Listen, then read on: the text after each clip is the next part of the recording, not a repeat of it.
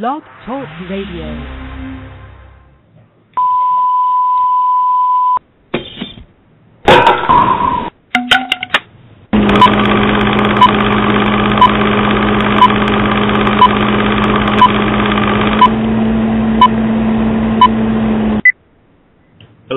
How you doing? Welcome to the Huddle 3 with Israelite Doctrine. I'm your host, Carl Albert, and you have now entered into the Huddle 3. And tonight we got a very special guest. This brother is someone I've been wanting to talk to for a minute, and he gave me the chance to do this interview. So we're going to respect this brother. We're going to respect this mic tonight, and we're going to get some things put on the table that need to be put on the table for both of these communities, the Nile Valley African community and the Israelite community. So, in stating that, I would like to give the title of the show tonight, or this episode tonight, which is Brother Reggie give us a gives, and I keep forgetting to put different stuff in there, but gives us an interview why Nile Valley couldn't get Africans in there, and Israelites should be brothers. This is what we're going to be talking about tonight. This is what we're going to be dealing with. We're going to deal with a lot of information on his behalf, so on and so forth. If I need to, I'll try to bring some things out. I believe other brothers, sisters will be calling in to ask questions and enter into this discourse, because it's needed, due to the fact that a lot of the communities out here seem to have no brotherly love for each other. So we're going to see what Brother Reggie has in store for us tonight, what type of information he brings to the table. It should be good. It should be enlightening. Seeing that most Israelites don't know much about the Nile Valley Africans, and most Nile Valley Africans don't know too much about Israelites. And if they do know anything, it's basically under the terminology Hebrew Israelite, which is a whole another demographic in its own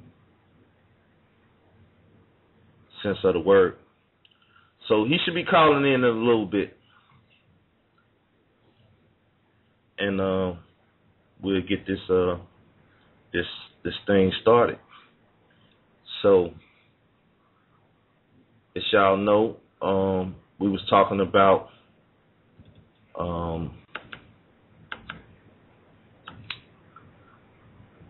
some things yesterday on the Huddle 2 that may tie into today's show.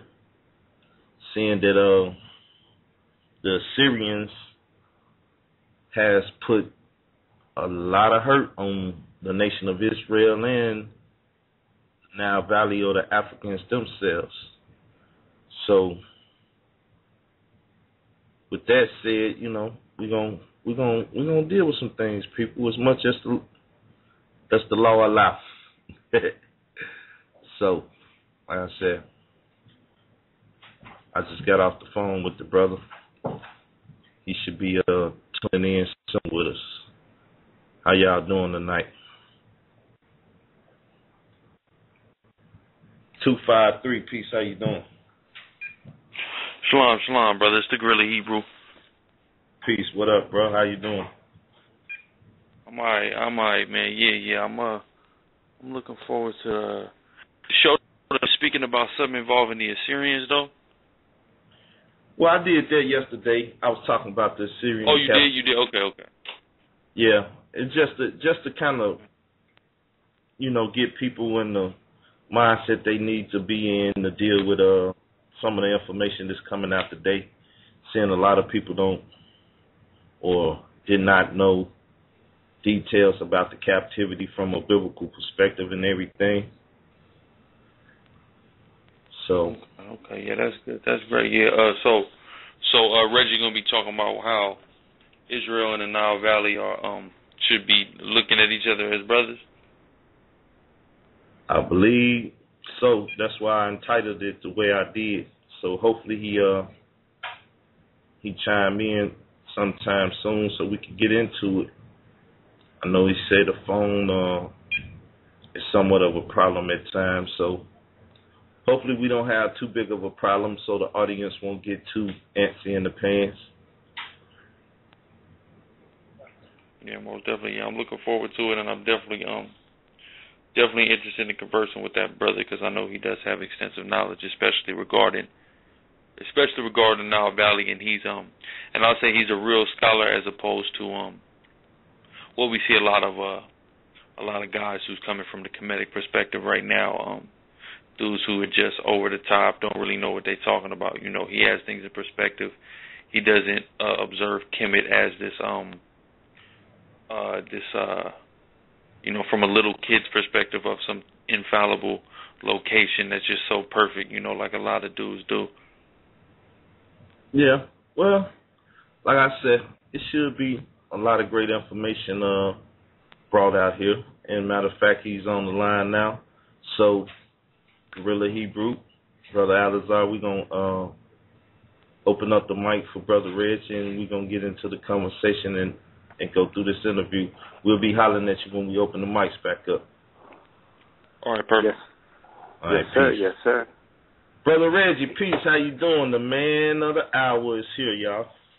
Yes, sir. Yes, sir. Well, I don't know if I'm the man of the hour, but I'm going to try to fit in with you great minds and see if we can do something that we haven't done before. And, yes? Okay, so the way I like to start the interview off is basically give us some basic history of who you are, where you come from, and we'll lead that right into who you are today and what you're willing to, share with us today. Okay, so you got to know the whole person. I'm a human being. What I mean by that is like I'm mortal. I'm like everybody else. I was born in Newport News, Virginia, in roughly around 1965. My family is from Newport News, Virginia, and North Carolina. Migrated to New York City. My father worked in the shipyard, lost a shipyard job, ultimately located into New York City with a bunch of our cousins who came from North Carolina. Got here in roughly about 1970. I was about 5-6 years old. Grew up in Castle Hill Projects. They say never ran, never will. And everything was pretty average except for somewhere in about the 70s, in late 70s. In New York, there was black spades, baby spades, silver skulls. I wasn't part of that. I saw the baby spades when I was young, when I was 6, 7. They was politicking, and then after that, basically average life, going to an average high school. Then all of a sudden, when I was going to college, first year, that big old cloud that they call cocaine crossed into my neighborhood. So, my neighborhood, you hear people you hear new people like Remy Ma, and these are babies. Above them is you hear groups like Sex, Money, and Murder. Some of them are my sons, meaning that I was older than them. I raised them, not peating them. They from Soundview, but some of the other ones from Castle Hill, they're younger than me. A lot of things going on with that. Prior to them, there's a whole group of people like Frisky, Yada, just Castle, what we call Castle Hill. So it was, and the same in that time, I'm from the Bronx, so, hip-hop was going on, the neighborhood group was Soundmaster, I was trying to be an MC, but, it was real cliquish and stuff like that. Oh, man, Pull-Up was in Soundmaster. But then the narcotics came to my neighborhood. They just came in suitcases. And we had there was every type of pill that you can imagine. Blackjacks, amphetamines, and they would give it to us for free. Like Most of us, we ain't hash, all type of stuff, hash, oil, you know. Most of us, we ain't like none of that. And then all of a sudden, heroin came. Heroin was an issue. Some people first snort, they was on it. Some people first snort, they threw up, they didn't like it, kicked back. So I could say, you know, I did all of that. You know, because, you know, they gave us a suitcase. We were test junkies. It was all free, you know, locker room, the whole gamut of drugs.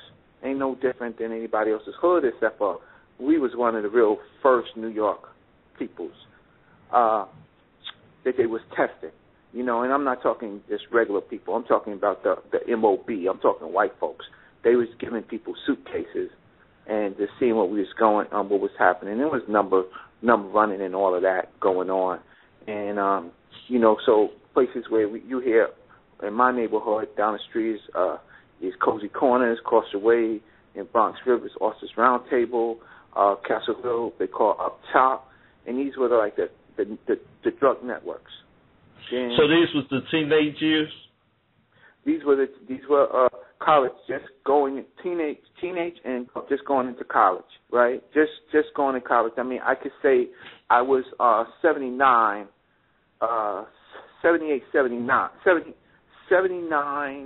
80, I was doing coke.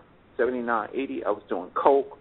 Come roughly about 80, I was going out to Washington Heights myself as a kid. I'm talking about 17, 18. We was in Washington Heights. Washington Heights used to be black. That's when Malcolm X was up there at the Audubon. That's where black people used to go, and it was a large black population in Audubon. But then after that, Malcolm got killed. Then Nicky Barnes started going into heroin, and then after Nicky Barnes ratted on everybody, got fishing everybody. Then Washington Heights largely started to become Dominican and mixing in with the Cuban population. The Cubans gave the Dominicans the coke. The Dominicans needed customers, and then it fed everybody. It fed all the neighborhoods, and so I was up in there real early. But by 1984, by 1984. I was on my way to West Africa with Dr. Leonard Jeffries and Dr. John Henry Clark. Okay. Now that's what I want to hear now. What you say? 84, 85? 1984, I met Dr. Jeffries. 84, I met Dr. Leonard Jeffries. Started taking Black Studies courses, and 84, 85, I met Dr. Clark, Dr. Ben, Dr. Jeffries, Professor Small, Professor Edward Scobie, Ivan Van Sertima, and then let me see. Then roughly, then it's King from Africa, the Asantehene and Popowari II.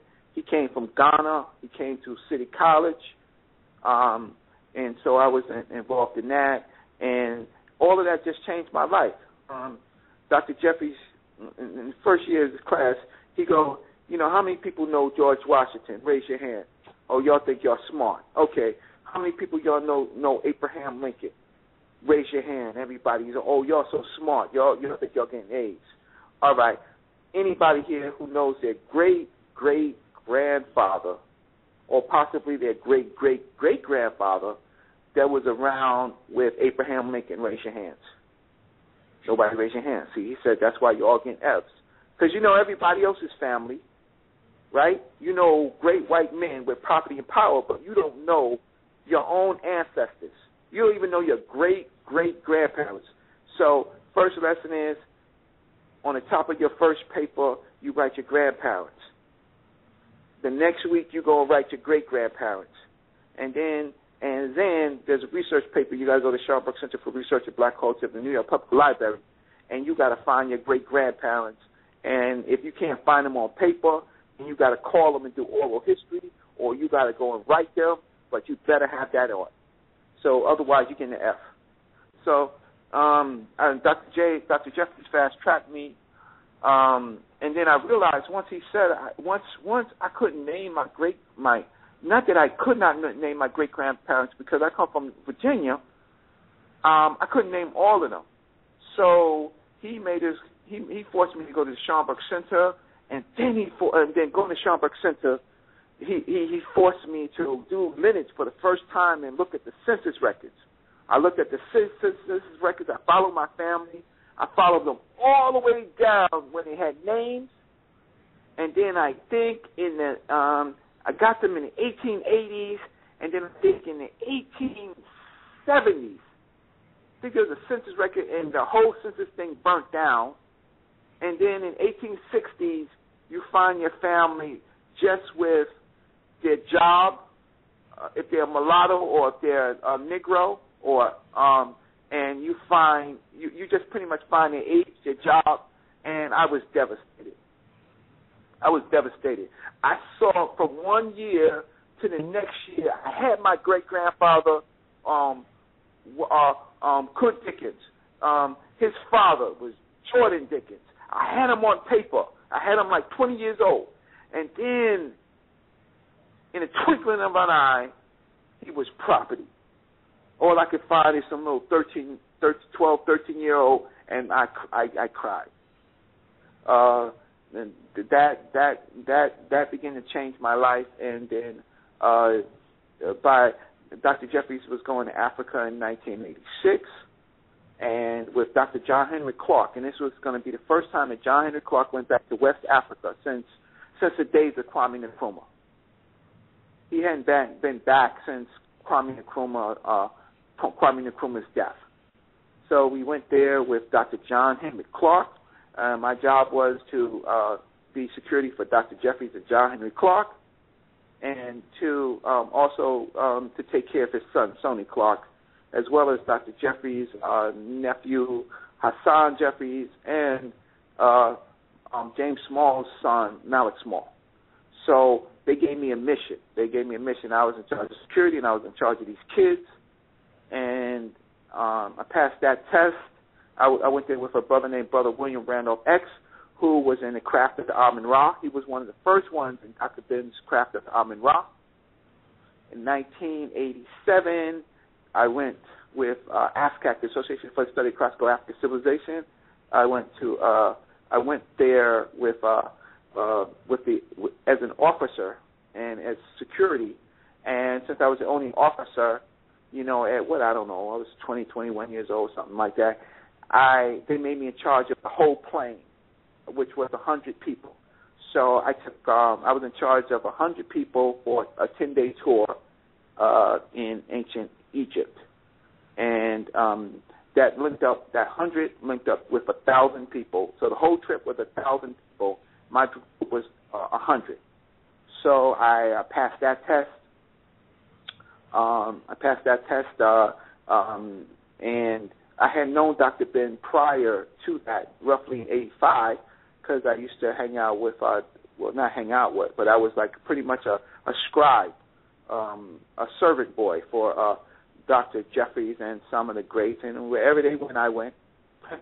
So we used to eat dinner with Dr. Ben, and I'm talking about this is Dr. Ben in his heyday. He was like maybe late 50s, something like that. Dr. Jeffries was just in his 40s. James Small was in his 30s, and Dr. Clark was just maybe in early 60s. Just maybe a year older than Dr. Ben. I forgot. And so those two trips changed my life. That's when I really started studying Nile Valley culture.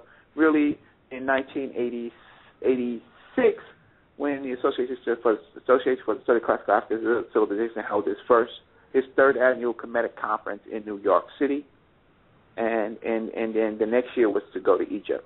So those were the early years. So from 87 to 2014, I held various positions in ASCAC Eastern Region, and then I continued my studies, mostly working with the elders.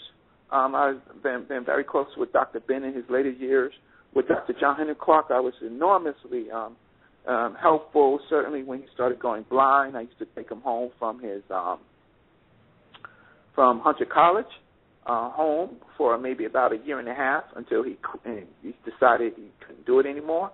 Dr. Jeffries had got me a job at the Schomburg Center for Research in Black Culture at the New York Public Library. I worked there for 5 years, and then I left. I had gotten a degree, by the way, from the City College of New York in computer science from the School of Engineering.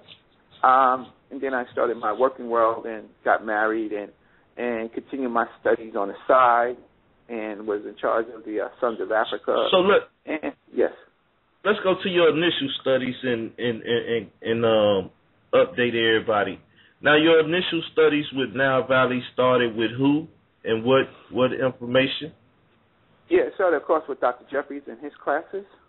He gave us general African history from the beginning of the first humans in how can I say, the Rift Valley, and then he marched us up to the modern world to Malcolm and then I was not skipping Garvey, but walked this up to the modern world. So my initial studies was general. We had to know everything about about the whole continent. We had to know the river systems in Africa, the Nile and the Zambezi, right? The Niger, the Limpopo River. We had to know the river system, and we in the early days I used to be able to tell you all the countries in Africa because I couldn't get a grade without it, and so I became a generalist. I figured I got involved in Egypt in '85. Planning for the ASCAC conference, Association for the Study of Classical African Civilization. Then, luckily, yeah.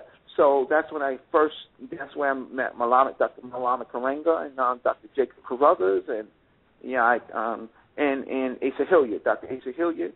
And they were kind. They were kind to me. I was doing security and just doing everything. And they were very, very kind brothers. And I said, wow, there's a brotherhood. And Dr. Ben was leading the pack. And he did have some problems with Malama Karenga and Dr. Jacob Carruthers. They had wrote this book called The Hosea, which Dr. Ben interpreted as Canaanite, creating a new religion or bringing back a religion. And Dr. Ben was not interested in people studying ancient Egypt as a religion. He was not. And that's when I learned about the mystery system. But he was really concerned because they used the word who and sia, and he knew and he taught that it meant something else. It did not mean what they wanted to mean, but they just thought it was sacred literature. But sia and who is certainly part of mystery system learning. So being with Dr. Ben, there were clear guidelines that you could not cross. When we went to Egypt, Malama Karenga and Dr. Ben had an enormous argument about going into the holies of holies in Luxor and Karnak and Abu Simbel. And Dr. Ben was like, you can't go into the holies of holies. And Malama Karenga was saying, yes, we can. We just got here. We arrived. There's Europeans going into the holies of holies. And Dr. Ben was like, yeah, that may be true, but you can go on your own trip. When you're with me, you are not proper and ready and clean and sacred to go into the holies of holies. You have to stand outside. So Dr. Ben and Dr. Malama Karenga and Dr. Ben had a terrible, terrible fallout that destroyed the ASCAC Association because there were some people who thought that they could go into the holies of holies. That was just a mystery system. And there were some rules that, I didn't know enough then. So then I began to, but Dr. Ben did take us into the temple of Abu Simbel, my group, and that's called the Mariamun Temple. That's our there's the Mosque the Mosque Nation of Islam Mosque Mariam. Well, we have a Mariamun Temple, and that is a very, very sacred mystery school initiation place where the sun comes in twice a year, and it doesn't. It goes through this passageway, but a couple hundred yards, and it reaches the holies of holies. So the light is so directed that it goes from the door, which is a couple hundred yards, to the holies of holies, and lights up three important ones, but does not light up Patah.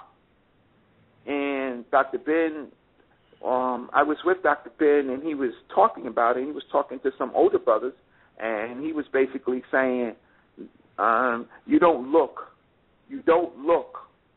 at the holies of holies, right? You look at the doorway, because when you look at the doorway, that's where Patah walks in.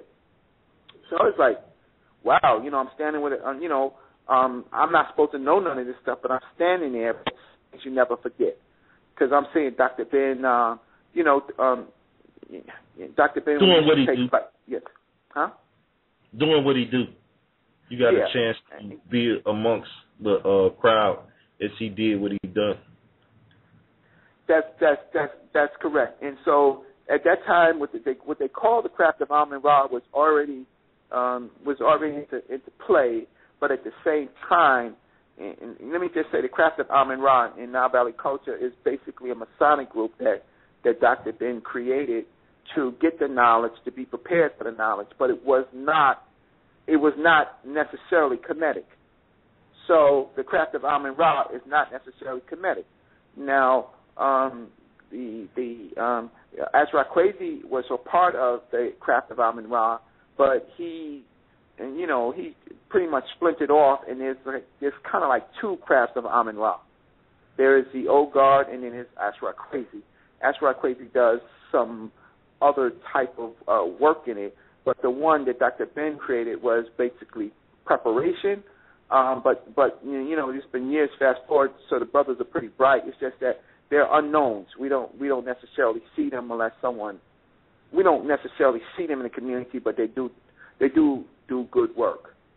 I know that for a fact, but they're unseen. And so Dr. Ben, of course, he's a Hebrew. His name is Dr. Yosef Ben Alfredo Alfonso Johannes. I don't care what people say. They call him Johannes. That's the name that he gave himself. His last name is Johannes. He comes from an Ethiopian father and a Puerto Rican mother.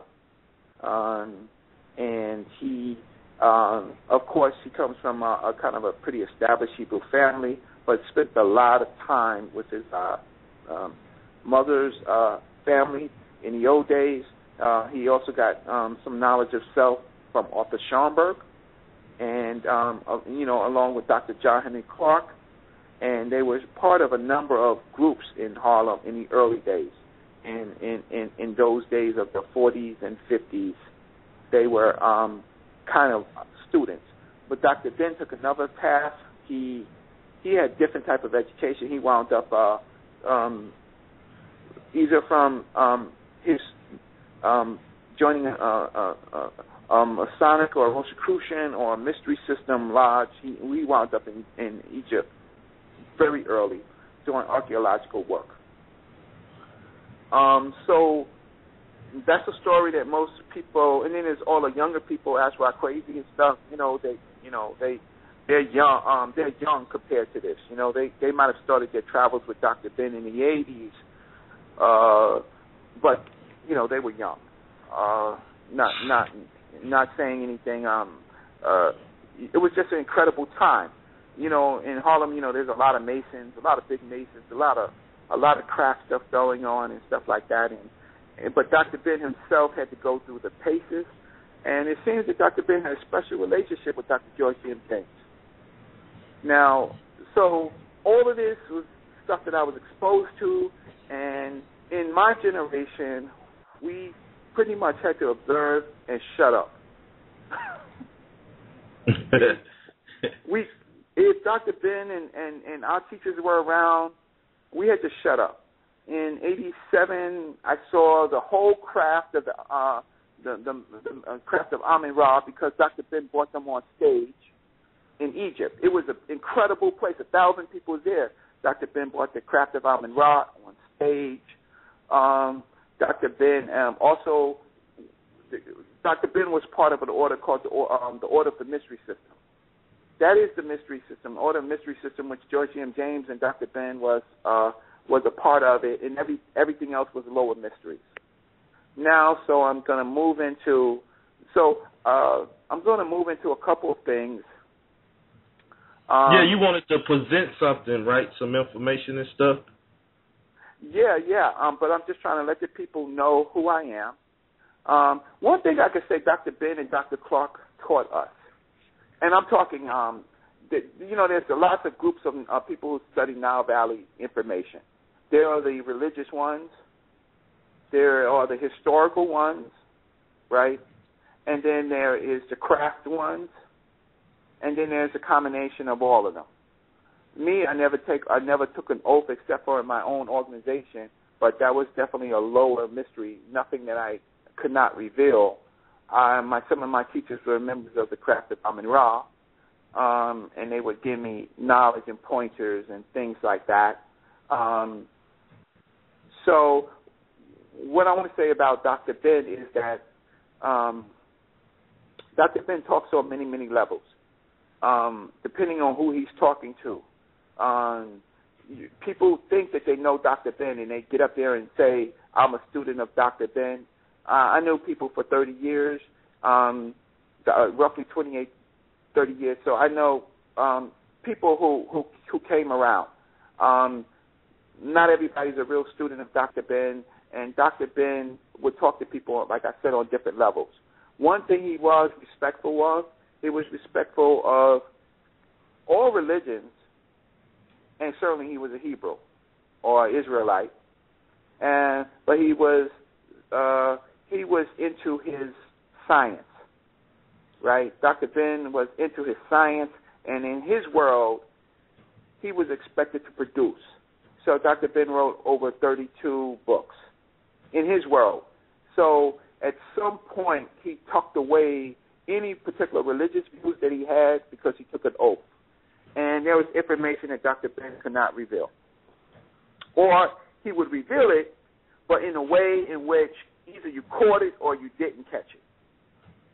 And that would be depending on levels. So right now it seems like the Kemetic world or the Nile Valley world and the Hebrew world or the Israelite world, there's a lot of contention between them, and people are at their throat. So me, Brother Reggie, because I know the science, I am trying to find a medium, because I first want to say to the Nile Valley Africans is, most of you don't know what you think you know, because you can't know, because you would have to know, you have to show who your teachers were. So if you weren't that close to Dr. Ben, I don't care if you see, every time I say something, people get really upset. But if you're not really that close to Dr. Ben, you might have learned it from some group, but there's some teaching that you don't have. And the teachings that we all have is that we are respectful.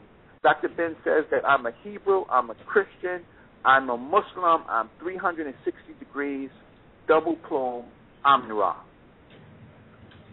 What that means is that he is he could go into a synagogue, he can go into a mosque, he can go into a Christian church, right, and go in there in peace, because he's 360 degrees, Amun-Ra, double plume. So this stuff about me not being able to go into let's say, a Hebrew temple, because I'm Nile Valley, that's a Christian, or you not being able to go and talk with Nile Valley, all of that stuff is incorrect teaching, and that's what I'm gonna go into today. Okay, let's make sure the people understand, because I made the mistake when I started trying to see what Dr. Ben and Dr. Clark them was dealing with and stuff, and I presume Dr. Ben to be dead or passed away the way some people talk about him. But he's actually in a nursing home, correct? Yep, he lives 2 blocks away from me. Okay. So with that, if you would like to now, you could present the information that you would like to share. I know everybody's hitting one and they want to talk, but we're going to at least get a brother enough time to present this information and stuff. Then we'll open up the phone lines for questioning and answers, Yeah, Q&A. I'm saying, Brother Carlay, there's nothing really to talk about. Either they hate me or they heard something else I said on some other show, or, they want to deal with me talking about Wesley Muhammad and some recent hocus pocus, and they want to lay into that, or they want to who are you? Where you come from? We don't know you, and there's reasons that you don't know, and I won't be around for a while.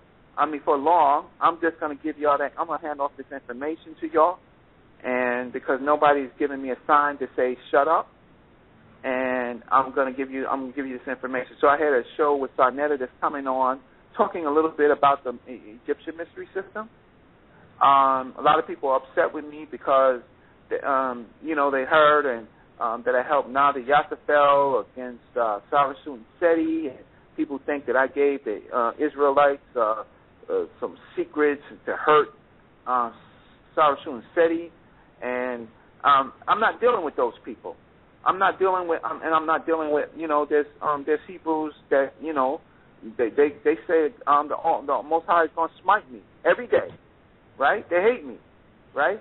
I'm not dealing with those people. That's low level. I'm dealing with teachers and teachers, and I'm dealing with the youth, so I can reveal some mystery systems. So let's get into a few things. All right, what I want to talk about today is, and it was something that, it didn't start with Nazi Yassafel, but, there's some hardliners.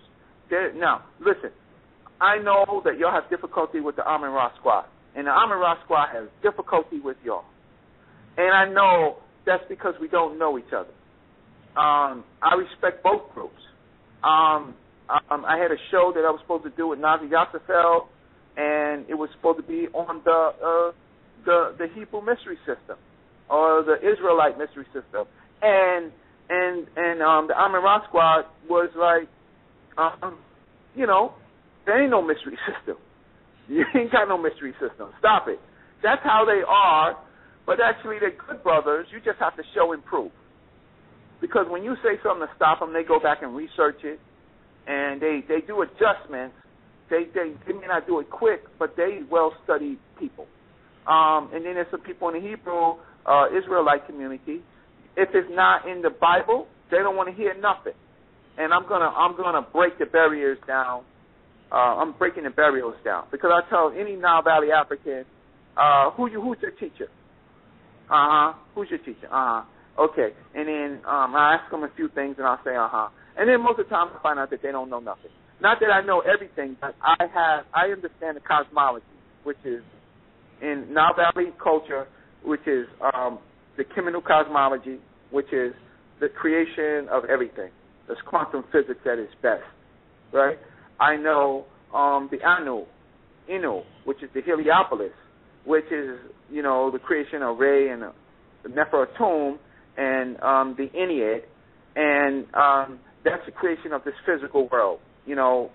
Earth, the atmosphere, the wind, and man, resurrection, and secrets to resurrection, which is a set in that head. And because most people in the mystery who think that they know the mystery system think that there's a craft of Amin-Ra. It's not the craft of Amin-Ra, y'all. It's the craft of a set. A set in that head are the only two, and they're females, that ever was recorded to have anything to do with resurrection of a man. Amin-Ra didn't resurrect nothing. The craft is the craft of a set, right? Well, and so you could argue with me all day, and I'll beat you all day because it's only a set who was able to go to Ray, trick Ray, and get the secret in the name of God, and thus be able to perform resurrection. Resurrection you could talk about it in the physical, but you can also talk about it in the mental. It was a set. And most people study mystery systems. They actually have to study the female. They have to study female female netters. Female netters. Excuse me. But all of that, they're not really studying gods. They're studying physical and quantum things that occur. So I'm not really going to talk too much about that, but that's what Nile Valley culture is. It's not about God. It's not. Those are not gods. Mine is the field. It is. How can I say? Is the formula? Not the formula, but the whole that encompasses everything about quantum physics. Everything. Black matter radiation, dark matter, dark energy, entanglement, lights, photons, quarks. How can I say the gain and loss of energy and matter, the physical and the quantum law. In Meta Nature or Egyptian writing is the way in which it's the shorthand to try to understand that. But every deity is either a quark or a collection of things. So it all reverts back to science. If you understand, like the first thing that was created was basically hydrogen. There's not no periodic table of elements. There's only hydrogen. Hydrogen and how hydrogen bonds to other hydrogen. Two hydrogens is helium, etc., like that. So you're doing is you're looking at netters and how they combine. So and then how they create energy. So I don't want to talk too much about the Egyptian mystery system. I want to talk a little bit more about. Let me ask you a quick question about that. Is that how people come up with the terminology of like alchemy, and you can change the hydrogens, the counts of them, and change the matter and stuff? Of course, that's all sacred science. That's in fact what if you know how electrons are bonded, elements are bonded. Just the idea of coming in contact with. You're talking about the early world. So when you were talking about the early world of ancient Kemet and early man, meteors are hitting the sky. People are seeing the meteors because, there's no light pollution. They find out where they are. They go down there, and then either they live or die. They're exposed to different types of radiation and things like that. They can. The world was much, much younger. There was much more connection with the stars and the universe. Most people don't talk about outer space. Well, the black man, either a Nile Valley African or Israelite, we in space. There's no outer space. The world is in space. We are in space. We just have an atmosphere. So we would come across these kind of early subatomic materials and live or die. Touch something that's radiation or see matter as it's coalescing and see something that we don't really understand. And most people don't know water is extraterrestrial. Water is not of this earth. Water comes from, you can use the formula of God, but water comes from out of this rock that we're on. So trying to get into I want to talk about Nile Valley and Israelite mystery systems. Please do. Why do we have to have? First and foremost, it's been thousands of years since there's been a Nile Valley Israelite mystery system. It's been since really the time of Moshe, other people call Moses, the Exodus. We lost touch. So I uploaded something. So I want to tell the audience, you can go here. Let me just go here to see some of the things that I might talk about. So let me just tell you where it is. Send me an email to it, and I'll put a link of it in my chat room so everybody in the chat room can find it. I even put it up on Facebook. You did SlideShare? You put it up in SlideShare? Yeah, I put it in SlideShare. SlideShare is a great way to put up like papers and share it so that people can have an idea what you're talking about. Because, we do too much of this jaw jack. Yeah. And so I need to give people a basis of what I'm talking about. I got somebody calling me saying I'm not a scholar because they got a PhD, and I don't have a PhD, but I got a degree in comp sci, engineering, and I've got life work, but I'm not a scholar. So I just sent it to you. It's basically, all you really have to do is go to www.slideshare.net/AfricaOnline1/Huddle3. Okay, I got it. Slideshare.net/AfricaOnline1/Huddle3. I have a close friend of mine, Professor Patrick DeLisis. He is a professor somewhere in Milwaukee, Wisconsin. I had an issue where I had to do some debating, and I asked him to help me with and trying to say, how do we look at information? Dr. Jeffries does it with factual, conceptual, general, theoretical, practical, and spiritual. That's how he organizes knowledge with concepts, analyses, processes, and systems. These days, we're dealing with different levels. So a lot of times, like when you're dealing with the Army Ra Squad, you have to use these analysis because that's the only thing that they will pretty much accept. Not that you have to accept them. But at the end of the day, basically what we have to do is, it's on the first page, we have to determine authenticity and provenance of whatever we're looking at, whatever information that we're looking at. We have to identify dates of origin. We have to understand when was a source written, vocalized, or produced. We have problems with that. We have information that is regurgitated, produced at a later time. We just have to know this. This is not something that's going to crucify you, but you do have to have an idea of this. Otherwise, you have to know evidence of localization, where did it occur, where was it produced.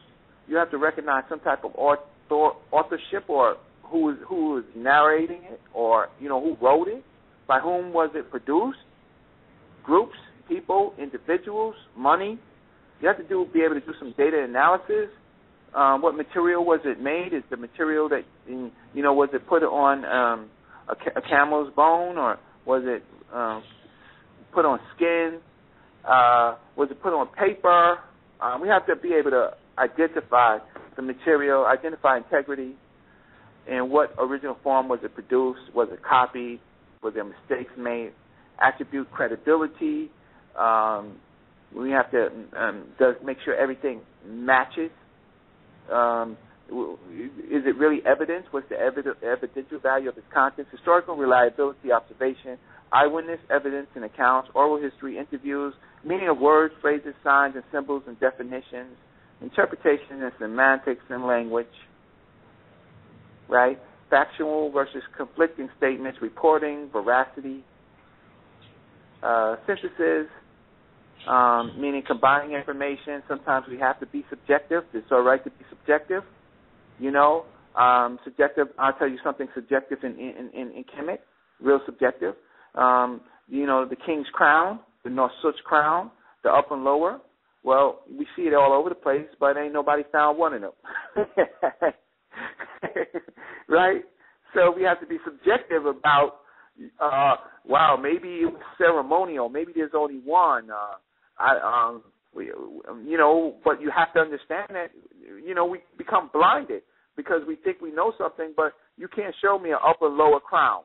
I can see the Popey crown, I can see Moorish crowns, but I can't see not one upper and lower Egypt crown, the one that they say Pharaoh was wearing when he was having problems, when him and Moshe was having problems. We can't find that crown in none of the rooms. Historical reasoning, historical understanding of interacting entities. How do they interact? How does knowledge interact? How did the Hebrews and ancient Nile Valley Africans interact? Production of knowledge. Is the knowledge that was created, is it good enough? Or do we need to go forward, or do we need to write our own documents? And the reason why I'm doing this is because the problem is that we're stuck in timelines, and we have to ask ourselves, do we need to write new documents? I'm trying to help the youth think. I'm trying to give you an Ivy League education. I'm trying to give you a black revolutionary education. I'm trying to give you a spiritual, historical, religious education, but you have to know what paradigms are. Paradigms are the things that our oppressors are using us against us. Paradigms, people just think it's a word. It's not a word. Paradigms is something in all futuristic warfare, futuristic studies, futuristic social analysis. Paradigms is being used to control us. And what paradigms is, there's one author named Dr. Joel Barker. He is the expert for European futurist thinking. He's the one who goes to corporations and teaches them about paradigms and so that they can have breakthroughs. It's a form of enlightenment without the spiritual teaching that you may get from the Bible or where you might get from Nile Valley if you really know how to look. So paradigms are a set of rules, written and unwritten, hidden and unhidden, that control how we attempt to solve problems successfully. It's all about solving a problem. The impediments of solving a problem is often your written and unwritten rules, or hidden rules that you don't even know that you're using, that you can't break through, right? Like, if you're reading the Bible and you're just reading the Bible in English, and you think that that's all right, well, there's hidden and unhidden rules, written and unwritten rules, that is forcing you how to think one way and not think another way. And so you can't solve that problem. Because you speak in English and you're looking at the King James Version, you're messing with me and you AOC Hebrews, and you're messing with me on the street, when I'm walking through, and then I listen to you and I say, but bro, let's pull out the Baraset. Oh, you think you're smart? You know what the Baraset is? Yeah. Let's pull out the Book of the Beginners. So good. So let's go to the section. Let's go. Oh, do you read Hebrew? Well, don't be concerned if I read Hebrew, because I'm a Nile Valley African. And the issue is, do you read Hebrew? Okay, so take me to the section. Take me to the section where Joseph first meets the Pharaoh, or hears about the Pharaoh. And here it goes. Yeah, and what's that word? Yeah, that's Perah. Yeah, I got it. That's Perah. Your fam, here's a question for you, man. Why is Perah in Genesis? What you mean? What do you mean? Perah is a Greek word. No. What do you mean? Well, yeah, Perah is a Greek word. What's it doing in Genesis? That's the holiest of holy sections. Why is it in there? Well, that was the name. That was even the Egyptian name of the king. Oh yeah. Okay. So why is the word on there? He later the Nasut, the king, was talking to gave Joseph a name, which is Zaphanath Paneah, and then Joseph married the daughter of Pera, who was the priest of On. So why is the word On there? Why is all these Greek words in there? Asenath, and Zaphanath Paneah, right? Oh, Zaphanath Paneah is not a Greek word. It means, okay, I know what it means, but okay, let's look at it in Hebrew. So let's look at it. Let's not say Zaphanath Hapel. let's not say Zaphanath Paneah. Let's look at it backwards, and it works out to be Hapul. Ultimately, it revolves itself to be Hapul Amenophis. What are we talking about? But there was a real person in Kemet named Hapul Amenophis, and he was the chief scientist of Akhenaten and Akhenaten's father.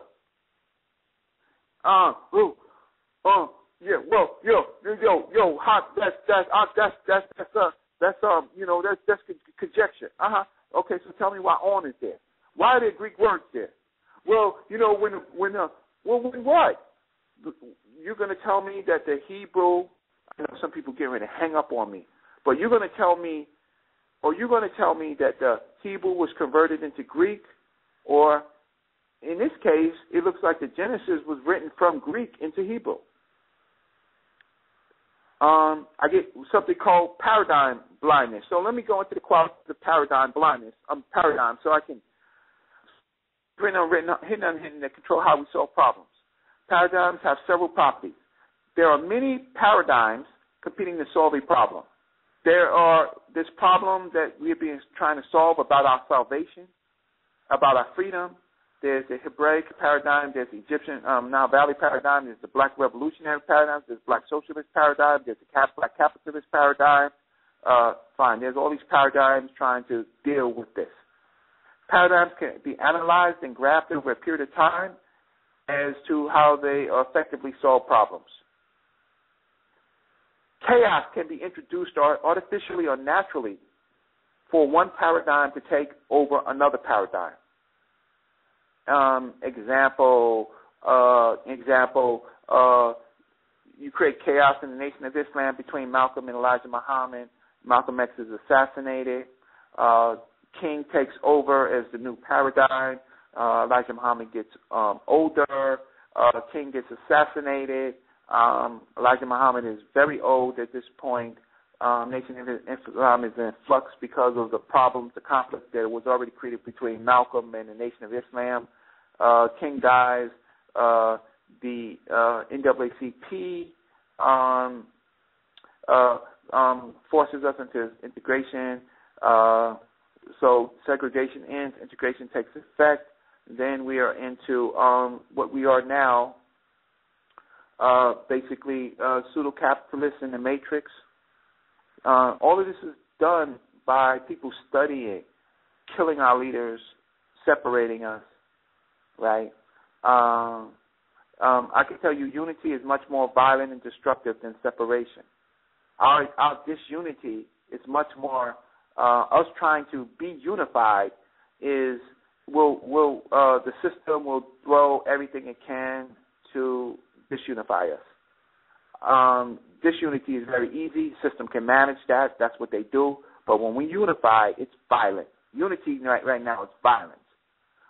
When a successful paradigm appears, it's caused by a shifter, and someone who's smart enough, learned something else, twisted something, then something happens called the paradigm effect, and other paradigms are created.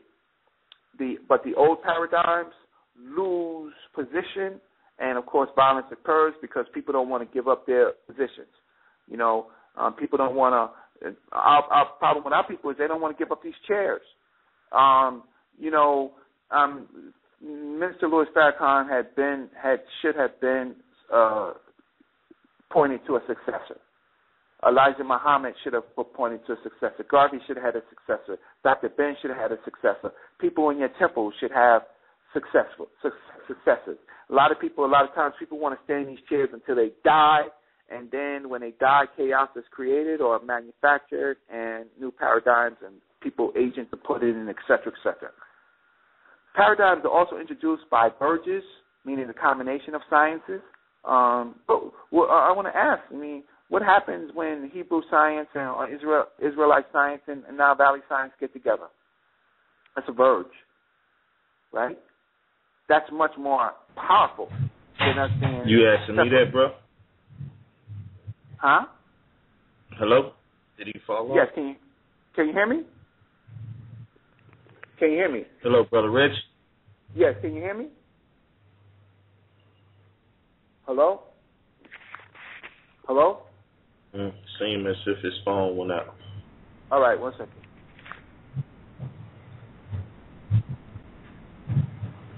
Yeah, his call dropped. So hopefully he'll make it back into the call real soon. Hopefully he'll make it back into the call real soon.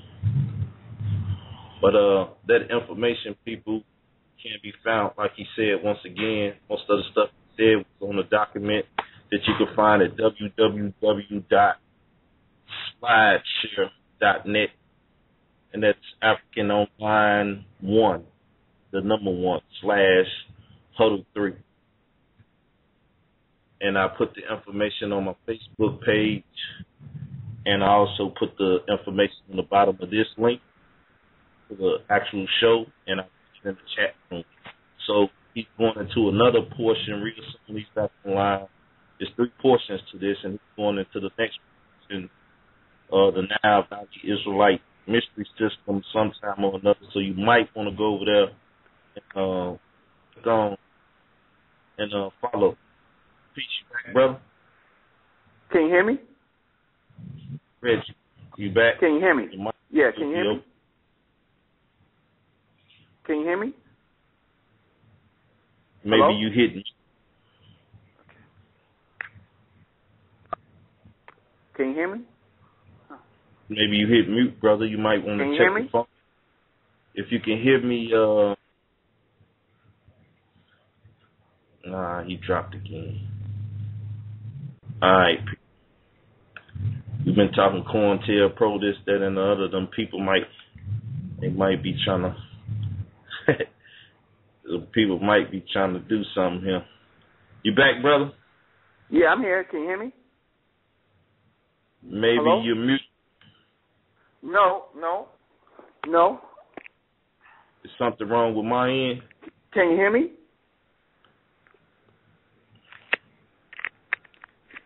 Can you hear me? I don't know. Okay, I'm talking. I'm muted. You there, brother? Something wrong with my end. All right. Can y'all hear me? Let me open up this mic. Can you hear me? Hello? I can hear you. Can you hear me? All right. Was I talking over Reggie? I could hear both of y'all. Okay. I don't know why you couldn't hear him. My bad. I was muted. My bad. Host messed up. I put that on me. I'm like Akon. You can put that blame on me. We're going to open up this phone lines in a little bit, but we're going to let the brother get through with his presentation. Wherever I cut you off at, brother, you can. I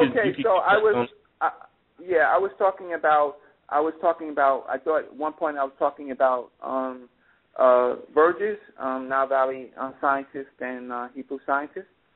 And then I was going to say that the ancient sciences of all our mystery systems are being taught in corporations that are controlling us with our own stuff. You got that? You heard that?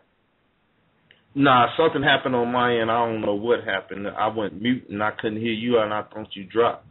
So can I just ask this right quick? Yeah, I can hear you real good. My end got muted somehow. I must have something or something.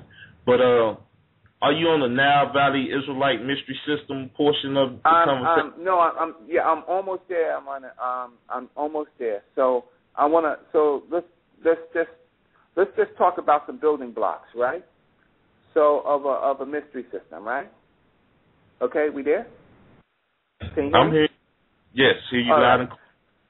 Okay, so I know I can describe the Nile Valley mystery system. And I know that the Israelite mystery system is certainly what you learned when you came into Kemet and when you had the Exodus and living out there and how you formulated formulated your information. I'm not privy to all of that. I'm just privy to some stuff, some concepts, which I'm going to talk to you about. And then I'm also going to tell you how to look in your own books, right, for stuff that you definitely need to see. Okay? So the building blocks, of course, of any mystery system is basically there is the hidden and the unhidden, the seen and the unseen. And some people see information on different levels. Some people are just on a religion because that's where it's good, and some people have to have answers for other things. With Moshe leaving Kemet, you have Moshe Nile Valley Africans are really really critical with me on this because they're like, well, he didn't exist. But Dr. Ben never said that he didn't exist, right? And if he didn't exist as a man, he existed as a concept. But for your show, I'm not going to interfere in anybody's beliefs. I'm going to say that he obviously was exposed to something, and that's and some of the greatest miracles of the Bible is from Moshe. Is that right? Hello? Correct. You're correct. Okay. So we definitely knew that whatever he had enough. He walked out. Abraham came in, and then ultimately Joseph came in with a few family. Joseph came in, and then his brothers ended up coming in with a few families. Jacob, Israel came in, and they all came in with a few families, and they left a nation. Right? Yes? Correct. I agree. Okay. So they had, whenever they decided to leave, they had enough information. So I can say that every system has a mystery system. Some people call y'all just goat herders. Well, I don't know why y'all stand for that, because some people say you were never in Egypt. Okay, that's what they say. I'm gonna say that at some point, whether they like it or not, you were in Egypt. Whether you was in there early or later, it doesn't really matter. Hebrews were in ancient Kemet. Doesn't matter when. The fact of the matter is, you were there. So I'll deal with that in a second. These are some building blocks. So you have your secrets. Is that true? I would say we got plenty of secrets. You have secrets of things that you want to reveal, some things that are problematic, meaning that you don't want to reveal because they're problems, right? And you can't explain it. As it's stated, we have milk and meat.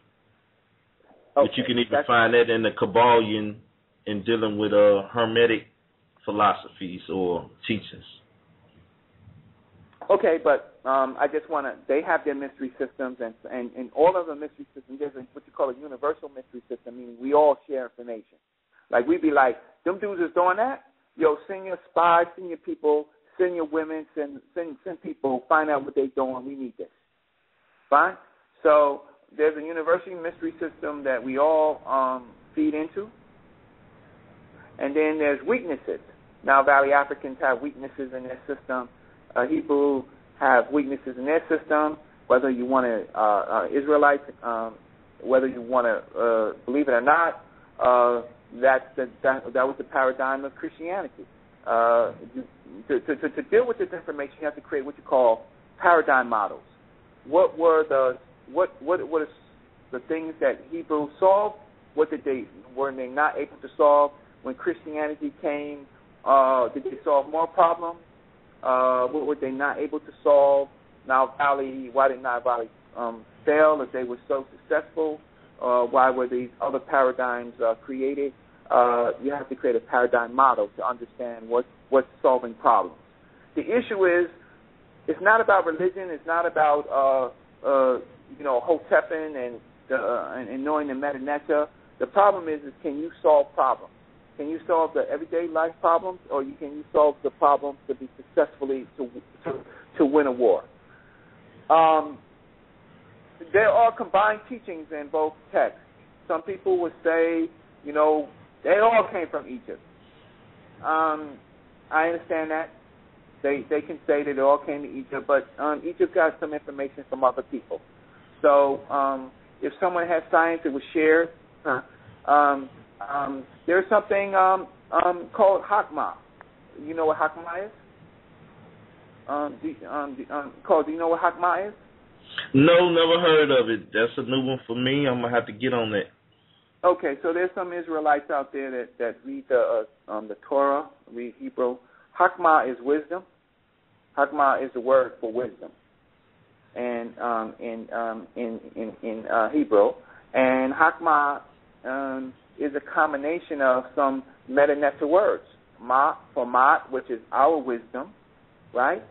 And let's say hek, or hak, which could be a part of hek, like heka, which could be kind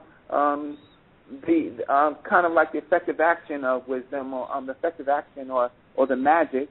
But there's some meta scholars that would say you're making that up. But no doubt, hakma is one of those words. There are a number of words, and we'll talk about it. For example, in another thing that I did, if I can pull it up, it's not there. But I want to talk about, your Ark of the Covenant. I want to talk about the name of the tabernacle. So the name of the tabernacle, let's see if I have it. The name of the tabernacle is interesting because, let me just see if I can pull it up. Yeah. The name of your tabernacle is the portable space that you use the Ark of the Covenant. And when it moved, it was a portable tent in the house, the Ark of the Covenant. And the name of your tabernacle is called the Mishkan. That's the residence or dwelling place of the that housed some specialness of God, which was the Ark of the Covenant. And then for ancient Egypt, we have something called the solar boat, which travels every night when the sun goes down for 12 hours. So the sun has to fight a battle every day, every night against a pep. And that boat is called the Mescadet. So the Mescadet is, in our book, has where you have the cherubs, the two cherubs. We have a set in that head in that place, and it's also portable, and it's the same thing. It looks like the Ark of the Covenant. Matter of fact, if you look at King Tut's treasure, you'll find a lot of chestnuts, and you say, "Wow, they look like the Ark. They look like the exact description of the Ark." I bring that up to say that there's a lot of shared sciences. Hakma being one of them, meaning it means wisdom in your language, and it means it means Ma'at means wisdom in our language. And both Hakma and Ma'at was there in the beginning of the creation. And it was, for us, it's how we describe it's everything in the universe. For you, it's everything in wisdom. Hakma was there when God created the world. Another important thing. Let me just see what else I want to do on that. Well, let me tell you this. We have 45 minutes to the hour, so yes. That way you could gauge your time or how you want to get the rest of this slideshow. If you could get into all of it or whatever, and we got a handful of callers, so we're gonna go into overtime, people. So just stay with us. He's giving a lot of information, so if you don't get to talk to him, I mean, I understand that, but we look to talk to him. But if you don't get to really dialogue with him, then understand that he just dropped a lot of jewels for us to study and look into. So be thankful for what we get, but hopefully with the time frame and the overtime, we could get some stuff in. Go ahead, bro. Okay. So I want to, because I'm not, I want to talk about some of the things and places to look for in the mystery system. All right. The Israelites and the Nile Valley Africans seem to be at war. Why at war? Maybe the 8th or maybe readings of the text. I want to talk a little bit about that. talk a little bit about some of the false readings of how we read our text and how we understand it, right? So I want to say, did the Nile Valley Africans have a mystery system? Yes. Did the Israelites have a mystery system? Yes, they did. You have the real Israelites, and I'm not talking about the Kabbalah. I'm not talking about these people, these other people that I don't think. I think that they are new people, and I'm going to tell you why. And people are going to be upset, but I got to open up your mind so that we can work together, right? I want to talk. If you're looking for, if you are looking for some of the wisdom, why don't we at some point sit down across the table and all talk about the secret children of Abraham, Joseph, Moses, and Solomon? Who are the real lost tribes? The children of Abraham and Hagar, Joseph, Moses had 2 African women. Solomon had many women, but definitely African women and African children. Where are their children at? But then the interesting thing is that all these people are connected between Nile Valley Africans and Hebrews. So is the mystery, are we the lost tribes, the children of both? Right? Is there a covenant between us? Right? Here's a big question. Where do mystery systems go after the destruction of Nile Valley and the Hebrews? Right? Some people might say follow the Ark of the Covenant. It's in Ethiopia. In Ethiopia is early black Hebrews, early black Christians, early black Nile Valley. Everybody's in Ethiopia. We don't talk about Ethiopia, right? But that's where most populations flow. And then who are these other people called the lost tribes, or what you call the Assyrian exiles of Jews described in the Bible? After the king of Assyria took Samaria, which was the capital of Israel at that time, and exiled the Israelites to Assyria, right? He settled them in a place. Do you know who the Assyrians were? If you think that Egypt, Kemet, was bad, I mean, we seem to have a problem with a bad king. The bad king could have been bad to the Israelites and bad to the Nile Valley Africans. We have had bad kings. But here's the thing. Was the Exodus, and I know religiously, but let's not think religiously. Let's just think mystery system, right? Let's think about, was the Exodus a mistake? I mean, can we create a system where we can not talk about religion, but talk about the realities of our world? You still there, Brother Carl? Can you still hear me? Oh, yeah, you good. Okay. Can we get in a room like the Masons and decide that we're not going to talk about religion? We're going to talk about solving our problems. And can we look at the fact of the matter is that those people who came out of Assyrian exiles were like Nelson Mandela.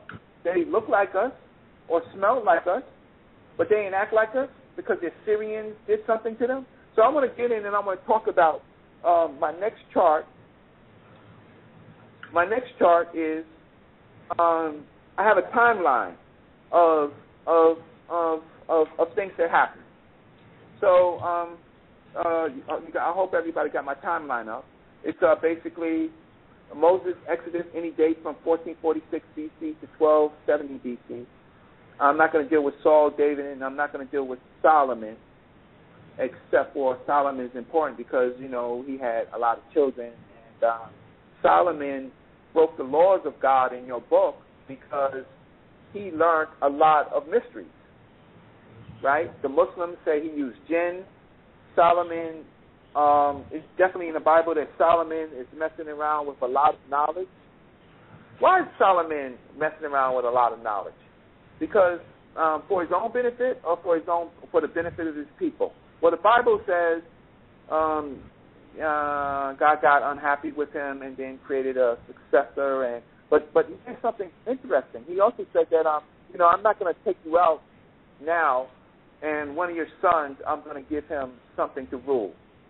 So remember I said before, who are these secret children of these of the Nile Valley Africans and the Hebrews? Okay. Anyway, from 992 to 732, everything was good for the 10 tribes of Israel, but until the Assyrians. Assyrians came in and sacked them. 915 to 586, you can give me different dates, but basically the kings of Judah ultimately taken captive to Babylon. They had roughly 329 years of rule.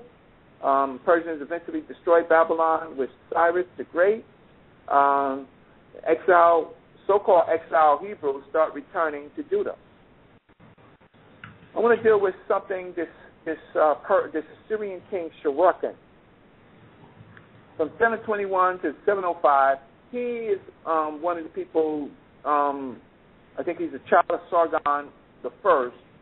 He is credited with the destruction of Samaria, the Israel capital, and also he has some connection, I think, with Taharka. Meaning Taharka came to help the Israelites at some point against the Assyrians. So that's roughly the 25th dynasty, and its period 721 to 705 seems to over. And then your story is in 2 Kings 19 and Isaiah 37:9 or something like that. Then we talked about Hezekiah a little bit more. But what I wanted to say, I wanted to stop there, and I know I didn't upload this other piece, and I wanted to talk, and I was so anyway. I'm gonna say what I'm saying, and I'm gonna come back. So I'm gonna finish the timeline. So somewhere after that, Egypt and the Chaldeans are struggling to deal with Syria and Palestine and the Medes. I think that's one of the places where the Israelites were transferred to, struggled with the Lydians. One of Cyrus' sons, Cambyses, the Persians, conquered Egypt. And at this point, people are floating back from exile, or so-called from the Assyrians. So Hebrews definitely find themselves in Egypt as soldiers.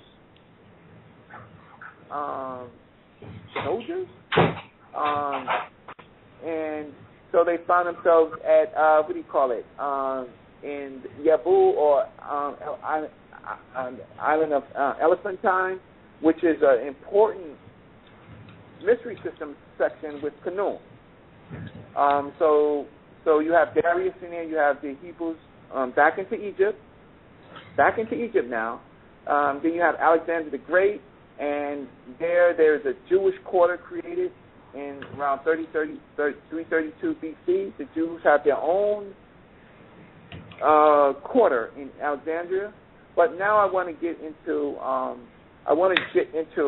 this guy Showtime. Oh, I do. Oh, it's on the last page where I said this may have been a mistake. So before I do this, do you have any pointers you want to give me right now, Carl? No, we got 35 minutes to the third hour of the show. Okay. And I see a lot of people didn't hit one, and we even have Shaka War on the line. I guess he hit me up on Facebook and asked about Q&A. So okay, if you can hit him with a little bit more of this information, seeing that you printed most of it out and put it in text, then we could open up the mics a little bit after that. Okay. So, Brother Reggie is saying, and I know, how can I say, ISUPK, they're not trying to hear none of this. They, but I respect it. That's what they're into. And, but we have our groups of people on our side that are really hardliners. But remember, in paradigms, when people getting together, other people lose everything. So, but the brother does definitely have a lot of knowledge. He definitely stood up real tall with Ali Muhammad, and and that debate was canceled, and that was something that I don't know why, but I thought it was going to be a good debate. But anyway, the Exodus may have been a mistake.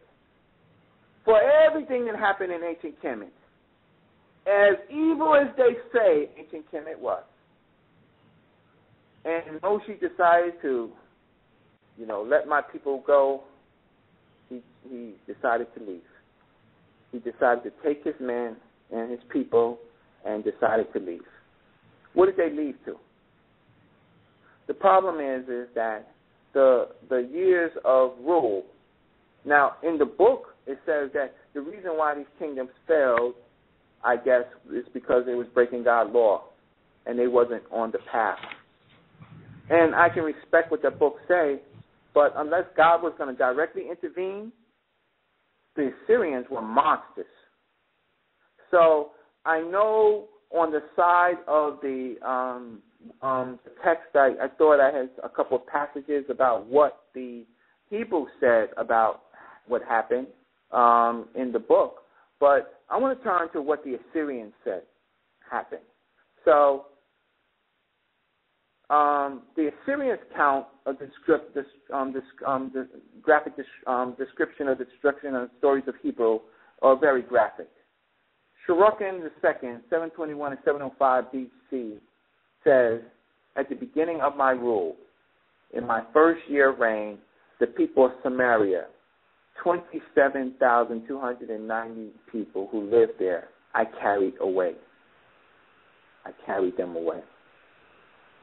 In Sargon's so-called display inscription at Khorsabad, which summarizes the principal events of the first 15 years of his reign, he says, I besieged and captured Samaria, carrying 290 of its inhabitants. I gathered 50 chariots. Among them I replaced and deported inhabitants with new immigrants. Finally, I set my officers over them and imposed upon them the tribute of the former king. With the fall of Samaria, the northern kingdom came to an abrupt end. Assyria was triumphant in the westland. In the continuation of my campaign, I besieged Beth Dogon, Jobah, Benai, Baco, Azura, cities belonging to Siddiqui, who did not bow to my feet quickly enough. And he was hungry. I conquered them and carried their spoils away. The officials, the patricians, the common people of Ekron, who had thrown Paddy, their king, into fetters because he was loyal to his solemn oath sworn by God Ishur, and handed him over to King Hezekiah the Jew. And he, Hezekiah, held him in prison unlawfully as if Paddy was an enemy, had become afraid and called for help upon the king of Egypt and the bowmen of the chariot corps and the cavalry of the king of Ethiopia, an army beyond counting, and they had come to the assistance. So the ancient Egyptians came to the assistance of Hezekiah. And this king or prince, Shorokin II, acknowledged that. But he said, in the plain of El Tikit, their battle lines were drawn up against me, and they sharpened their weapons. Upon a thrust-inspiring oracle given by Ishur, my lord, I fought with them and inflicted a defeat upon them. In the melee of the battle, I personally captured alive the Egyptian charioteers with their princes, and also the charioteers of the king of Ethiopia. So here you have Nile Valley, Nubia, and in Egypt combined to fight the Assyrians for to come to the aid of Hezekiah, or for their own benefit. Let's say for their own benefit, right? If you don't want to see any relationships between Africans and Israelites, but it's plain to see. I besieged Etekek and Timnah, conquered them and carried their spoils away. I assaulted Ekron and killed their officials and patricians who had committed the crime and hung their bodies on poles surrounding the city.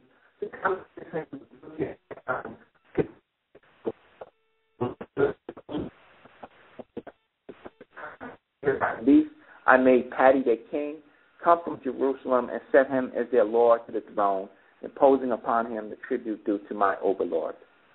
Now, then he goes to Hezekiah. As to Hezekiah, the Jew, he did not submit to my yoke. I laid siege to 46 of his strong cities, walled forth into the countless small villages in their vicinity, and conquered them by means of wells, stamps, earth ramps, and battering rams, fought thus near to the walls combined with attacks, foot soldiers using mines, breaches, as well as sappers' work. I drove out of them 200,000 and 150 people, young, old, male, female, horses, mules, donkeys, camels, big and small cattle. Molest those who were leaving the city gates. No, he says, counting and considered them booty. So all of that big and small cattle bound, counting and considered them booty.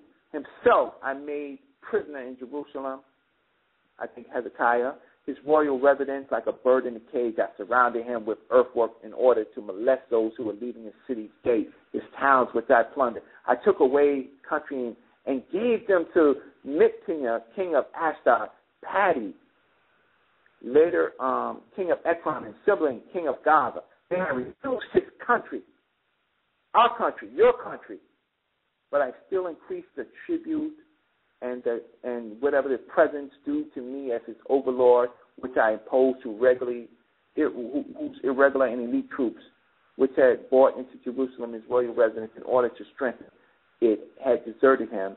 Send me later to Nibnah, my lord, etc., etc. And what's the last part of it? And he says, what he got was ivy, elephant hides, ebony wood, boxwood, and all the king's valuable treasures, his own daughters, concubines, male and female musicians, in order to deliver the tribute and to do audience as a slave. He sent his personal messenger, whatever. 200,000 Israelites, right? People who had forged their way out of the Exodus is exported to a foreign world, a foreign place, and then we ask now, who were the people who trickled back? And we know that many of the people who trickled back are not the people who were taken. So, there's a lot of other things that I can talk about, but I do want to go back to real quick before you open up the line. Look, if we don't get into a room, what Assyrians did to us in the past, it's going to be far worse. As we keep playing these little games about and we've not learned, and the text clearly says that we work together in struggle and war. There was children. The Bible does not specifically talk about what happened to these children. Is that something to think about? Do we have children together? Whether we know we're Israelites and Nile Valley Africans, or we having children, or we having children together, or we are family of black people. The law, Nile Valley law is important, and Israelite Hebrew law is important. But the law is one thing, and we being warred on is a complete another thing. And especially we're being so petty. I would rather share than to fight. I would rather get into a room and start talking about the mysteries between us and the common things that we have than the disunity. But I know that has its place. But I'm saying at the end of the day, what are we dealing with? So in this time, I'm gonna stop. I'm gonna look at some of my notes and see if there's some other stuff that I wanted to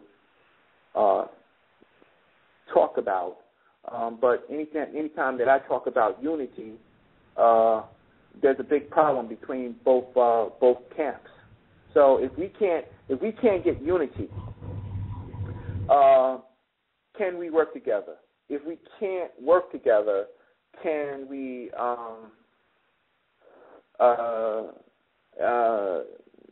at least examine each other's works? I think I want to stop right now and take what the community is going to give me. But I hope I haven't offended anyone. But sometimes just my analysis of the text is offensive. I respect that. I respect that. But at least I'm the first person to say the Exodus. What happened after the Exodus? No matter if we were following God's law or not, it wasn't worth losing that many people to assimilation by the Assyrians. Okay, with that said, I want to say thanks for sharing all this information and stuff. Everybody, we got 23 minutes to the hour. Once we go into overtime, if you fall off, you will not be able to make it back in. Now, if Reggie fall off, I got my phone online. I'm going to call him back. Anybody else, I can't promise that. But if you have Skype, go to Skype and add Israel.Doctrine, and I can add you in through the Skype if you fall off. So for Gorilla Hebrew, he got Skype. For Bean, you got Skype. And for the other people that got Skype, you will be able to make it back in. But anybody else, unless you Reggie himself, only got 1 3-way to do. So with that said, I'm opening up the phone lines by the numbers of those who hit 1. They've been here a minute. Gorilla Hebrew, peace. How you doing, brother? You've been here since the conception of the show. Yeah, shalom. Yeah, I was really looking forward to this show. Peace to Brother Reggie. I don't know if you're familiar at all with me, but I definitely have been observing some of the work that you've been doing of late, Reggie. No, I definitely know that. I definitely know that you're out there. I think you did something with Sarnetta. You did something Sarnetta with a Christian minister or something. I missed that show, but I think you did something recently. Yeah. That was a couple weeks ago. Having a little back and forth with the minister and whatnot. Yeah. So I know that you're out there. So shalom and hotep and peace to you. Yeah, definitely. Thank you. But yeah, like I said, I've been seeing your work. You're definitely as opposed to these pseudo scholars, you definitely are an actual scholar. I could see that just by the information, the way you present it, the intricacy of your information, and how you present information from a non-biased standpoint as opposed to what I would consider a Christian Kemetic standpoint, to where, even though they're claiming that they're so non-religious and so non-spooked out, they speak about Egypt in the same way a Catholic or a Christian speaks about, the information that they deal with. So I definitely see that definitely separates you from a lot of these pseudo scholars.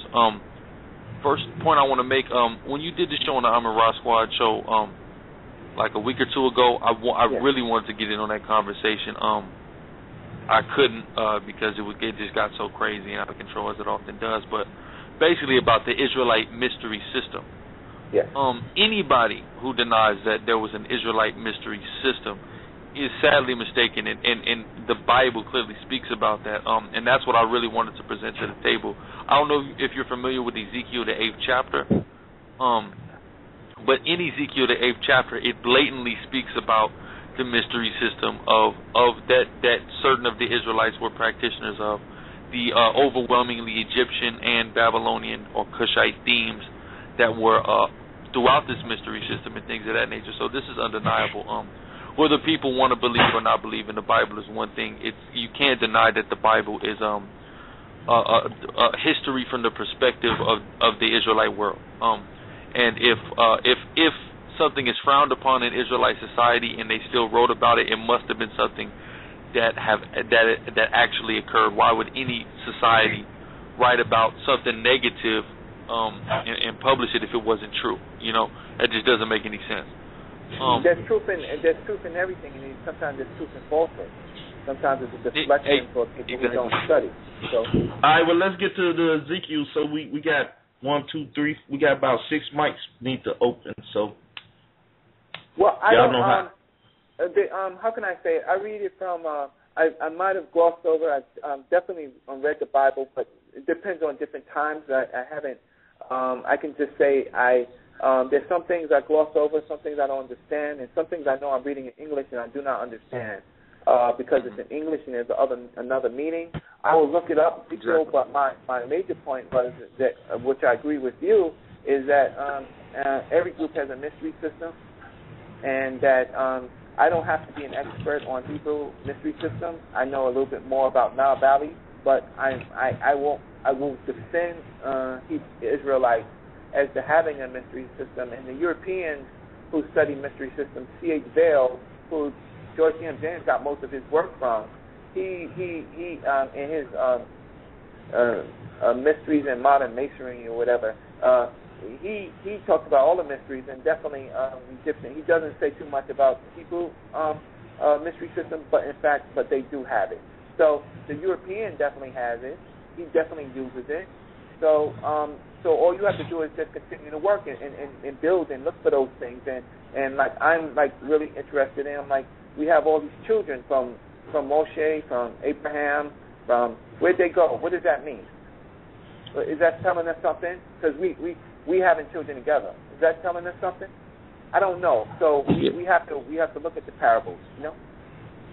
Yeah, definitely. And I hear what you're saying now. Just real quick, if I can, Carl, just a couple points.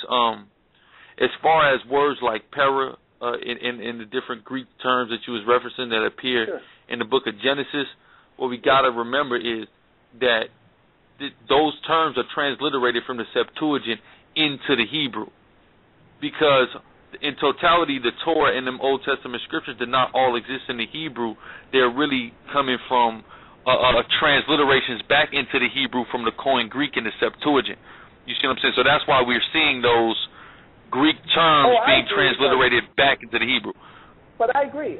But I definitely agree. But information is lost, and I don't trust the Greeks. So that's what I'm just trying to say. Sometimes we have to stop, and because I just told you that the Assyrians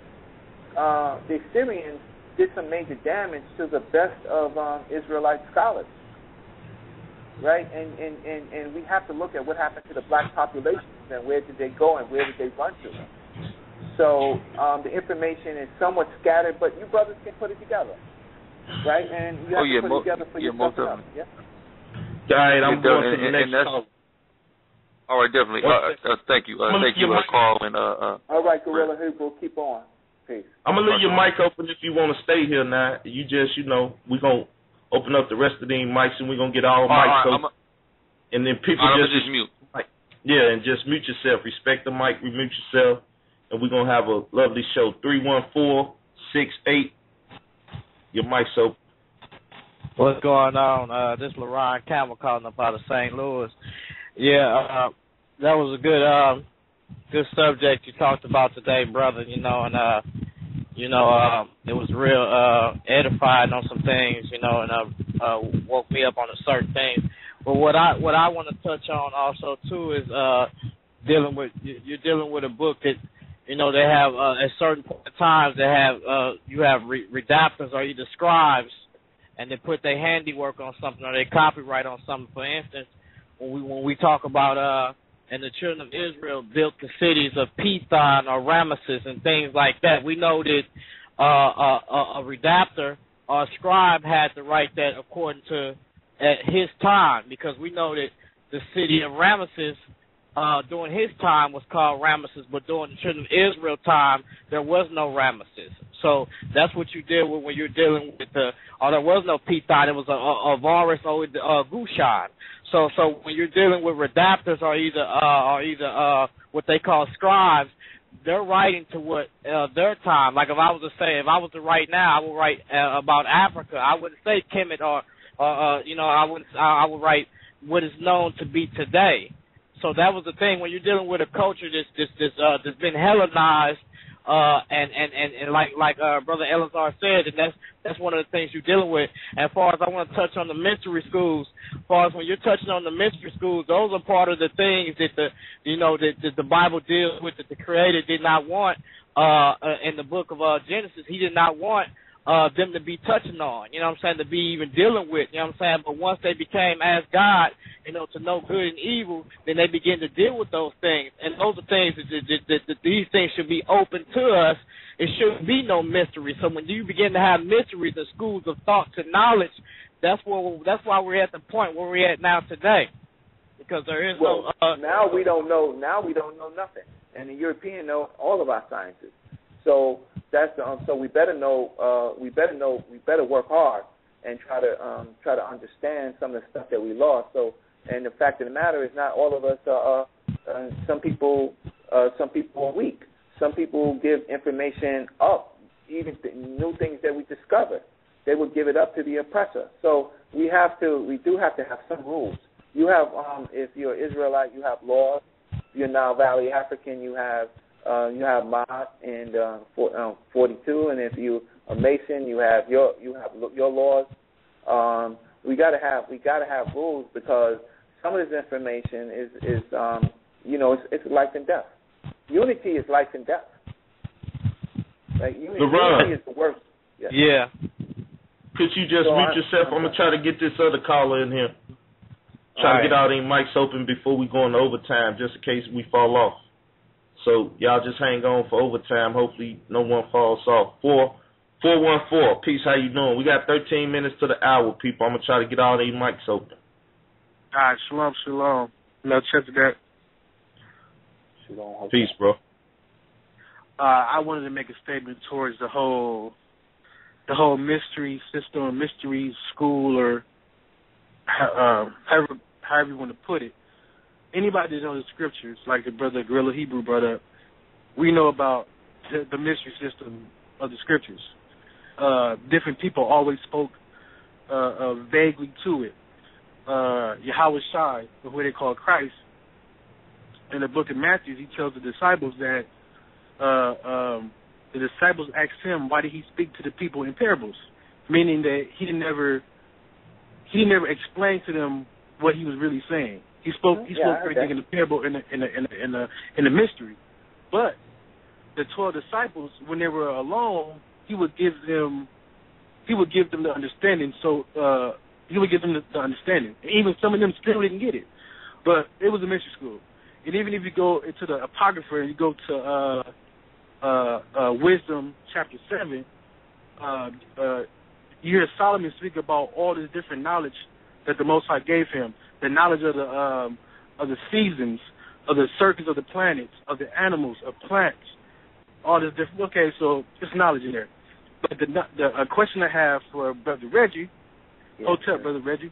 Hotep. Shalom. When you was on Sinetta show with Brother Shaka Amos, Shaka Amos said that he's writing a book. I don't know if you know anything about that, and he's going to show how the Torah was taken directly from the Kemetic or the Kemetic writings. Mm-hmm. The question is this. If his statement is true, correct me if I'm wrong, in order for a Hebrew or anybody outside of the priesthood to translate the Meta Netter, they would have to be part of the priesthood. Am I right or wrong?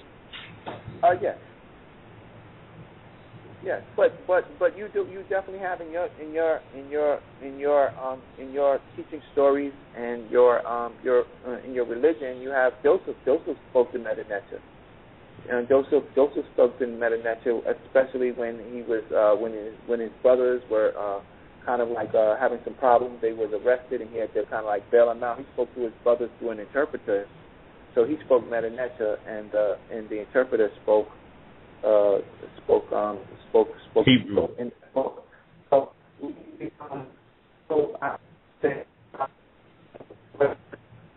Your phone breaking up a little bit, Darius.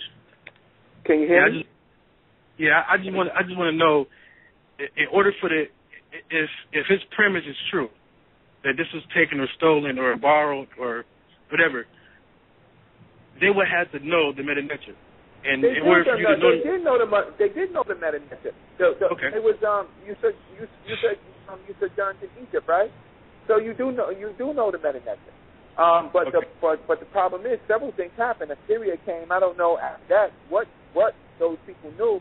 But you, for example, Moshe knew Meta-Neter.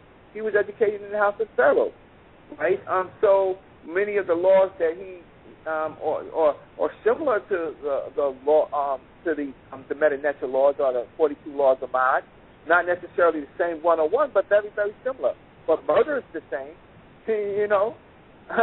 So the fact of the matter is that, yes, Hebrews knew Meta-Neter. There are a lot of Meta-Neter known words for the Torah. Okay, we're going to go to the next caller. I got 8 minutes. I'm trying to get everybody on, at least so we can hear their voice live, or they could call back in just in case they might drop. So, being your line's open, you could ask your question on the 708. Hey, Shalom, Uvraka, Uhotep, Brother Reggie. Shalom. Yes, sir. I'm not going to take up too much time with any questions, just a couple of comments. I just really want to commend you for your spirit and the fact that you coming out of a place of love for the material that you're dealing with. You know, it comes across real clear and cogent that it's taking root in you. You know, and I just really value that you have honor and principles with that specific branch of information, because that's one thing that's really bounced around in my head for years. Like, in the scriptures, they talk about the promised land actually being from the Nile to the Euphrates.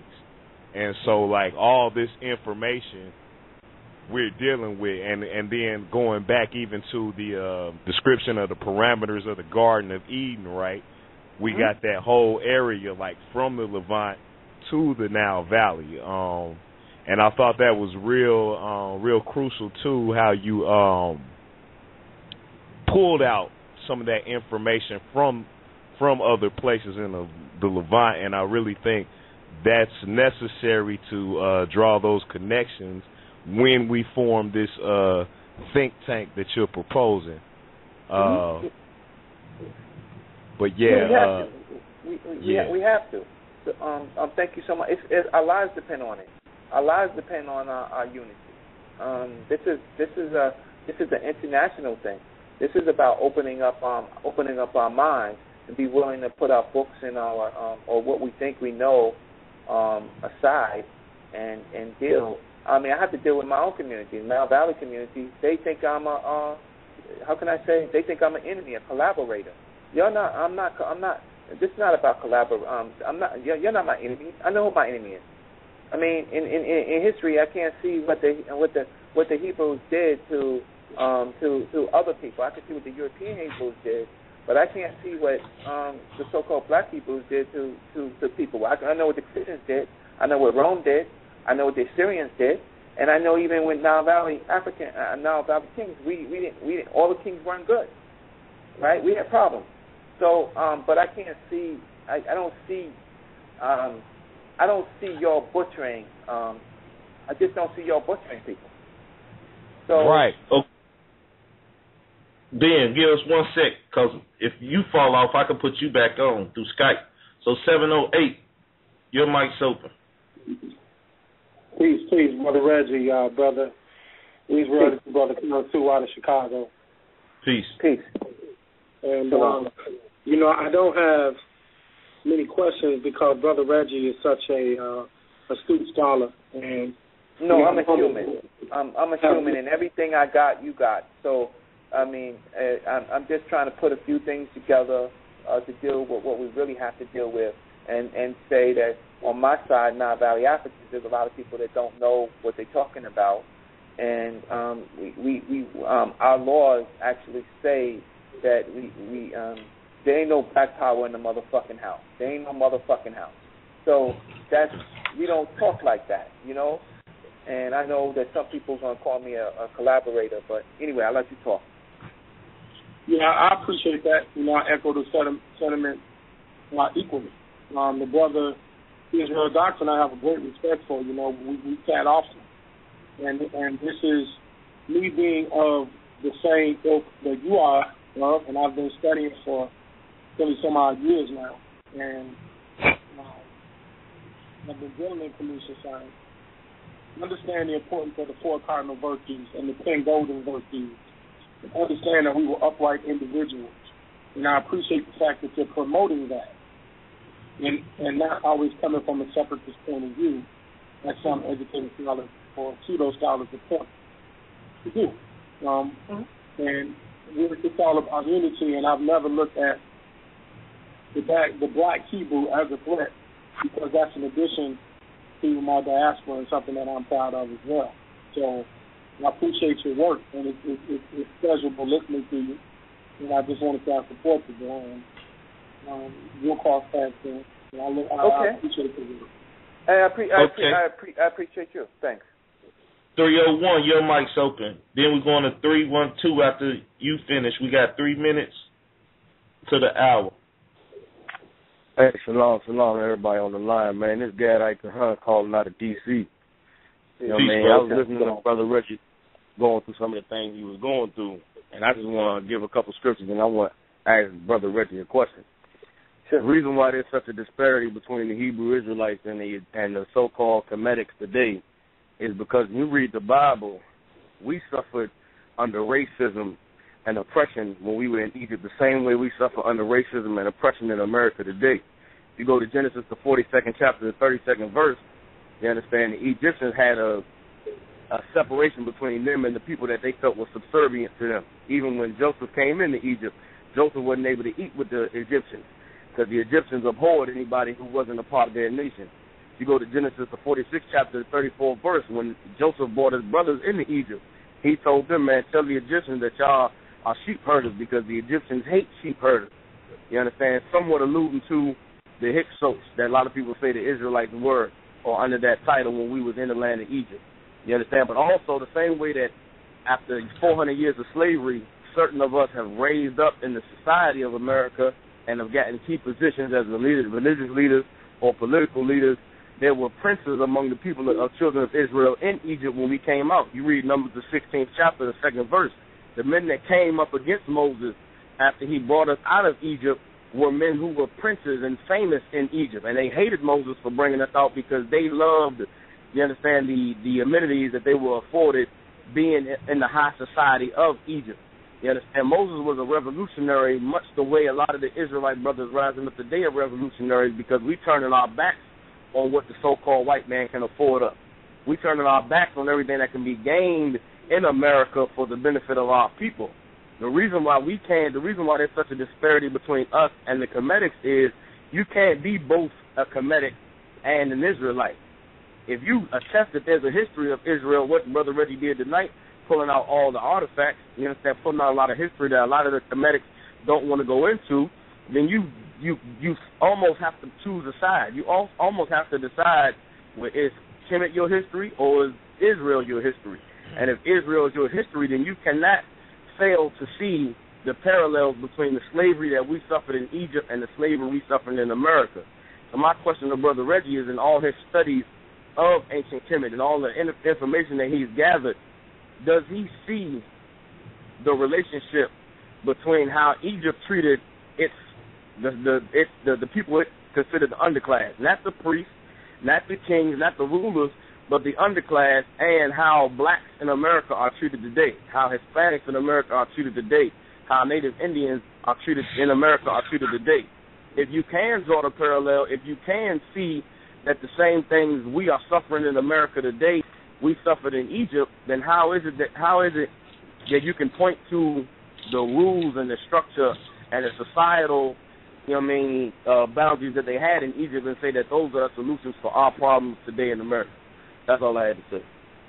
All right, so I appreciate that, and it's your responsibility to do this. I could say Reggie, that, 1 second. Yes. Reggie, 1 second. This is Shaka War, right? Yes. That's 301. That's Shaka War, right? I know you. Okay, you use your Miller name.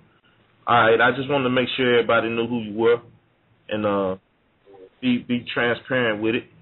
But now you can answer that, Reggie. And 312, I'll open you up next.